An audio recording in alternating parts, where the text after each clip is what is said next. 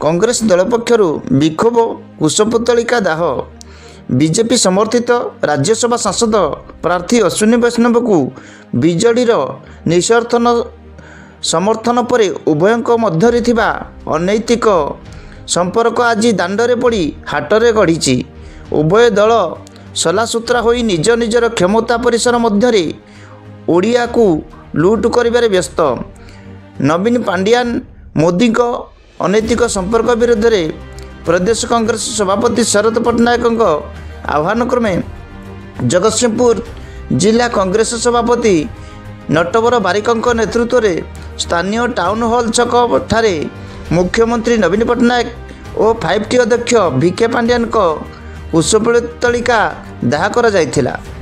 एही विक्षोभ कार्यक्रम रे पूर्वतन पौराध्यक्ष विप्लव चौधरी, ब्लॉक कांग्रेस सभापति अदित्य कुमार जेना, नगर कांग्रेस सभापति अभय कुमार महांती, समिति सभ्य हिमांशु शेखर परिडा, पूर्वतन सरपंच निरंजन सेन, नारायण काननगो, राज्य छात्र कांग्रेस साधारण संपादक कृष्णचंद्र प्रधान प्रमुख जोगदे थिले। जगतसिंहपुर ज्योतिरंजन परिडा रिपोर्ट, जागृत भारत न्यूज।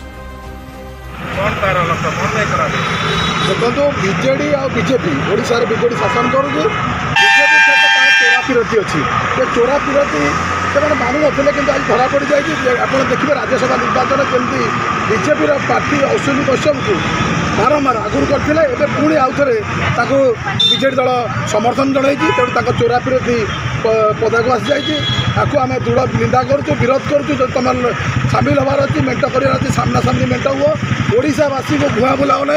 पांड्यान एटी ओडिशा रही जो पांड्यान शासन चलाउछन्ती 5T सचिव नाँ जो पांड्यानी शासन तामिल शासन ये चलाउछन्ती कांग्रेस दल दृढ़ विरोध करुँच। कांग्रेस दल ओडिशार अस्मितार प्रतीक, ओडिशार अस्मिता, ओडिशार संविधान ओडिया को सरकार लड़िया कर ओडिशार अणओडिया राज शासन चलो ना दृढ़ भाव में कांग्रेस दल विरोध कर आज पांड्यान एवं मुख्यमंत्री नवीन पट्टनायक कुशपुतलिका जगतसिंहपुर जिला कांग्रेस कमिटी पक्ष दाह कर।